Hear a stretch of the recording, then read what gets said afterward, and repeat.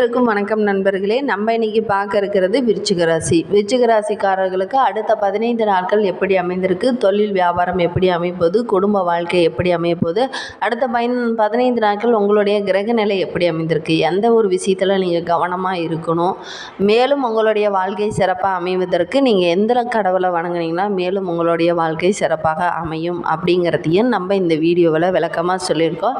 நிச்சயமாக இந்த வீடியோ உங்களுக்கு பயனுள்ளதாக தான் இருக்கும். அதனால் இந்த வீடியோவை ஸ்கிப் பண்ணாமல் முழுமையாக பாருங்கள். நீங்கள் இப்போ தான் ஃபர்ஸ்ட் டைமாக நம்ம சேனலை பார்க்குறதா இருந்தால் நம்ம சேனலை சப்ஸ்கிரைப் பண்ணிட்டு கூடவே இருக்கிற பெல் ஐக்கானையும் கிளிக் பண்ணிக்கோங்க. அப்போ தான் நாங்கள் போடுற ஒவ்வொரு வீடியோவும் உங்களுக்கு நோட்டிஃபிகேஷனாக வரும். நீங்கள் விருச்சிக ராசிக்காரர்களாக இருந்தால் மறக்காமல் நம்மளுடைய சேனலுக்கு ஒரு லைக் கொடுத்துட்டு உங்களுடைய ஃப்ரெண்ட்ஸ் யாராவது விருச்சிக ராசியில் இருந்தாங்கன்னா அவங்களுக்கும் மறக்காமல் இந்த வீடியோவை ஷேர் பண்ணி விடுங்க. வாங்க நம்மளுடைய விருச்சிக ராசிக்காரர்களுக்கு அடுத்த 15 நாட்கள் எப்படி அமைந்திருக்கு அப்படிங்கிறத விளக்கமாக பார்க்கலாம். அதுக்கு முன்னாடி ஸ்ரீ வாராகி அம்மன் ஜோதிட நிலை மூலிமா உங்களுக்கு இருக்கும் அனைத்து பிரச்சனைகளுக்கும் நல்ல ஒரு தீர்வு தந்துட்டுருக்கிறாரு ஜோதிடர் பவன் நம்பூதிரி. மேலே ஸ்க்ரீனில் அவருடைய வாட்ஸ்அப் நம்பர் கொடுக்கப்பட்டிருக்கு. அந்த நம்பருக்கு கால் பண்ணி முன்பதிவு செய்துக்கோங்க. நிச்சயமாக உங்களுடைய பிரச்சனைக்கு நல்ல ஒரு தீர்வு வழங்குவார். வாங்க விருச்சிக ராசிக்காரர்களுக்கு அடுத்த 15 நாட்கள் எப்படி அமைந்திருக்கு, கிரகநிலை எப்படி அமைந்திருக்கு அப்படிங்கிறதெல்லாம் பார்க்கலாம். மாதத்தில் 2வது வாரத்தில் திருக்கணித பஞ்சாங்கப்படி நவகிரகங்களின் சஞ்சாரத்தை பார்த்தால் சூரியன் மேச ராசியில் அமர்ந்திருக்கிறார். 14ஆம் தேதி ரிஷப ராசிக்கு இடம் மாற இருக்கிறார். செவ்வாய் மீன ராசியில் இருக்கிறார். புதன் வக்ரக நிவர்த்தி அடைந்து மேச ராசியில் அமர்ந்திருக்கிறார். ரிஷபத்தில் குரு சஞ்சரிக்கிறார். சுக்கிரன் மேச ராசியில் சஞ்சரிக்கிறார். கும்பத்தில் சனி இருக்கிறார். மீனத்தில் ராகு, கன்னியில் கேது என கிரக நிலைகள் இந்த 15 நாட்களுமே இருக்குது. வேறு எந்த கிரக நிலை மாற்றமும் இல்லை.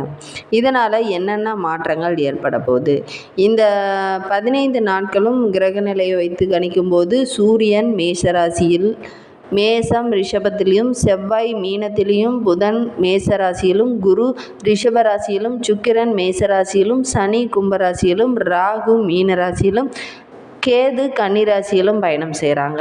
இதனால் நம்மளுடைய விருச்சிக ராசிக்காரர்களுக்கு என்னென்ன நற்பலன்கள்லாம் கிடைக்க போகிறது அப்படிங்கிறத விளக்கமாக பார்க்கலாம் வாங்க. போர்க்குணம் கொண்ட பூமிக்காரகனான செவ்வாயை அதிபதியாக கொண்டவங்க தான் நம்மளுடைய விருச்சிக ராசிக்காரங்க. அப்படிப்பட்ட நம்மளுடைய விருச்சிக ராசிக்காரர்களுக்கு சூரியன் 6, 7ஆம் வீட்டில் அமர்ந்திருக்கிறார். இன்பம் துன்பம் இணைந்து உங்களுடைய தோள்களில் அமர்ந்திருக்கின்ற வாரம் நாட்கள் அப்படின்னு சொல்லலாம். நடக்காது அப்படின்னு நினைத்த ஒரு காரியம் கூட இந்த 15 நாட்களில் நல்லபடியாக நடக்கிறதுக்கான வாய்ப்பெல்லாம் இருக்குது. சில பேர்லாம் பொண்ணு பார்த்துட்டு வந்திருப்பீங்க, அவங்க கேட்டிருப்பீங்க, அவங்க கொடுக்க மாட்டேன் அப்படின்னு கூட சில பேர்லாம் சொல்லியிருப்பாங்க. ஆனால் அதெல்லாம் இப்போ நடைபெறத்துக்கான வாய்ப்பெல்லாம் இருக்குது. அதற்கான யோகங்களும் இப்போ அமைந்திருக்கு. எளிதாக நடந்து வர்றதுக்கான வாய்ப்பெலாம் இருக்குது. திட்டமிட்ட செயல் ஒன்று இடையூறுகளை தாண்டி அந்த ஏற்பட்ட பிரச்சனையெல்லாம் தாண்டி அந்த ஒரு சுப காரியம் நடைபெறத்துக்கான வாய்ப்பெல்லாம் இருக்குது. சந்திரனின் இடப்பெயர்ச்சியால் தொழிலுக்கு சாதகமான பலன்கள் அனைத்துமே கிடைக்கும்.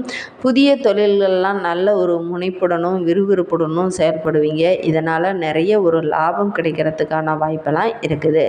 செவ்வாய் 5ஆம் இடத்தில் இருக்கிறார். இதனால் திட்டமிட்ட திருமணங்களெல்லாம் நிச்சயமாக நடைபெறத்துக்கான வாய்ப்பெல்லாம் இருக்குது. கணவன் மனைவியிடையே சின்ன சின்ன கருத்து வேறுபாடுகளாம் அதிகரித்து காணப்படும். வீட்டில் ஒரு நிம்மதியை இழக்கக்கூடிய ஒரு சூழ்நிலையும் இருக்குது. இதெல்லாம் கொஞ்சம் கவனமாக இருங்க. கணவன் மனைவி இருவருமே ஒருவருக்கொருவர் விட்டு கொடுத்து செல்வது நல்லது. வீட்டில் சின்ன சின்ன பிரச்சனையை கூட பெரிதுபடுத்தாமல் கொஞ்சம் கவனமாக இருக்கிறது நல்லது. புரிந்து நடந்து கொள்வதால் பிரிவினை வராது. இருந்தாலும் கொஞ்சம் கவனமாக இருங்க. சின்ன பிரச்சனை பெரிதாவதற்கான வாய்ப்பெல்லாம் இருக்குது. கவனமாக இருக்கிறது நல்லது. புதன் 6ஆம் வீட்டில் இருக்கிறார். கூட்டு தொழிலில் அமோகமான லாபம் கிடைக்கும்.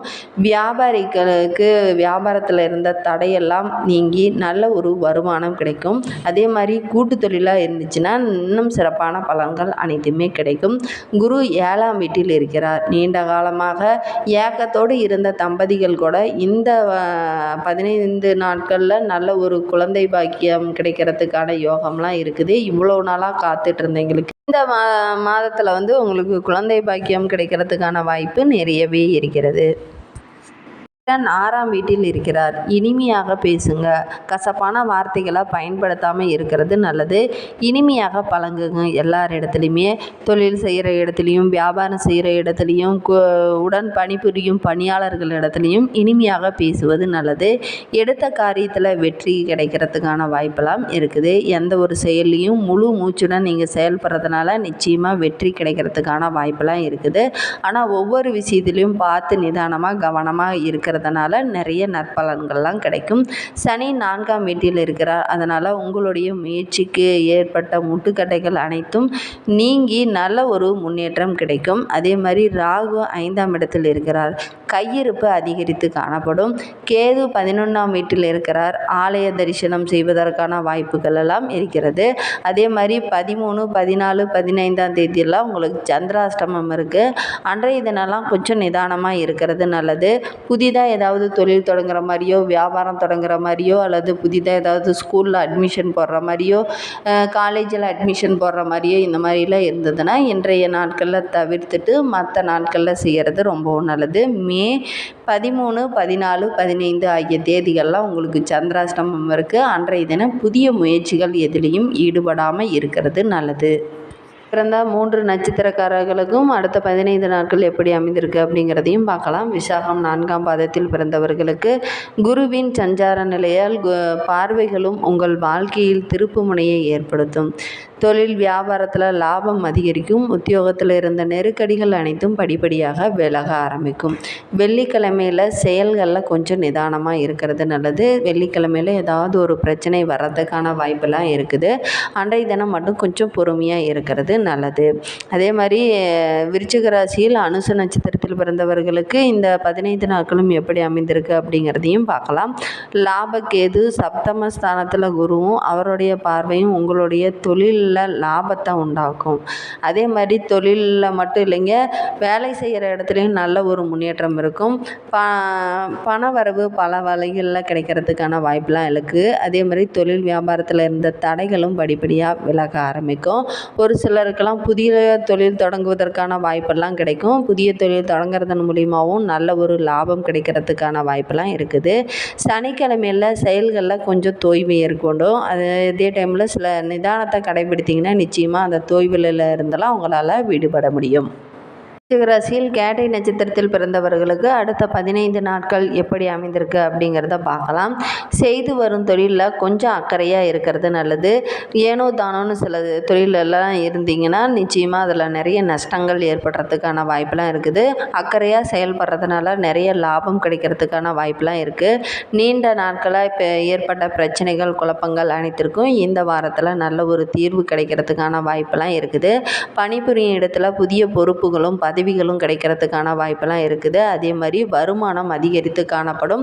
இந்த நாட்களில் உங்களுக்கு சிறப்பான பலன்கள் அனைத்துமே கிடைக்கும். தடைப்பட்டிருந்த செயல்கள் கூட இந்த நாட்களில் நடைபெறத்துக்கான வாய்ப்பு இருக்குது. திருமணத்திற்காக காத்திருந்த ஆண் பெண் இருபாலருமே இந்த நாட்களில் நீங்கள் நல்ல ஒரு வரன் கேட்டிங்கன்னா நிச்சயமாக நல்ல ஒரு வரன் அமையறதுக்கான வாய்ப்பெல்லாம் இருக்குது. அதற்கான முயற்சியெல்லாம் நீங்கள் ஈடுபடலாம். அதே மாதிரி ஞாயிற்றுக்கிழமையில் கொஞ்சம் செயல்களில் நிதானத்தை கடைபிடிங்க. அவசரம் வேண்டாம். அதே மாதிரி சிறப்பான பலன்கள் அனைத்துமே கிடைக்கும். அதே மாதிரி ஞாயிற்றுக்கிழமையில் மட்டும் கொஞ்சம் நிதானமாக இருக்கிறது நல்லது. எந்த ஒரு செயலில் ஈடுபடுறதா இருந்தாலும் ஒரு முறைக்கு இருமுறை யோசித்து செயல்படுங்க. உங்களுடைய முன்னோர்களோட ஆலோசனை பெற்று அதன் பிரகாரம் நடக்கிறதுனால நற்பலன்கள் அனைத்துமே கிடைக்கும். எந்த ஒரு செயலில் தொடங்கிறதுக்கு முன்னாடியும் விநாயக பெருமானை வணங்கிட்டு செயல்படுங்க. நற்பலன்கள் அனைத்துமே உண்டாகும். அதே மாதிரி உங்களுக்கு சந்திராஷ்டம நாட்களில் நீங்கள் புதிய முயற்சி எதுலேயும் ஈடுபடாமல் இருக்கிறது ரொம்பவும் நல்லது. மேலும் உங்களுடைய வாழ்க்கை சிறப்பாக அமைவதற்கு கிழமை தோறும் குரு பகவானை வழிபட்டுக்கிட்டு வாங்க. வாழ்க்கை மேலும் சிறப்பாக அமையும். குரு பகவானுக்கு ரொம்பவும் பிடித்த மலரான மஞ்சள் நிற பூக்களால் அர்ச்சனை செய்துட்டு வாங்க. அதே மாதிரி வியாழக்கிழமையில் கொண்டக்கடலை தட்சிணாமூர்த்திக்கு சார்த்தி வழிபடுறதுனாலையும் நற்பலன்கள் அனைத்துமே உண்டாகும். வியாழக்கிழமையில் மறக்காமல் இதை செய்துட்டு வாங்க. மேலும் உங்களுடைய வாழ்க்கை சிறப்பாக அமையும். இந்த மாதிரி பயனுள்ள தகவலை நீங்கள் தொடர்ந்து கேட்க நம்மளுடைய சேனலை சப்ஸ்கிரைப் பண்ணிட்டு கூடவே இருக்கிற பெல் ஐக்கானையும் கிளிக் பண்ணிக்கோங்க. அப்போ தான் நாங்கள் போடுற ஒவ்வொரு வீடியோவும் உங்களுக்கு நோட்டிஃபிகேஷனாக வரும்.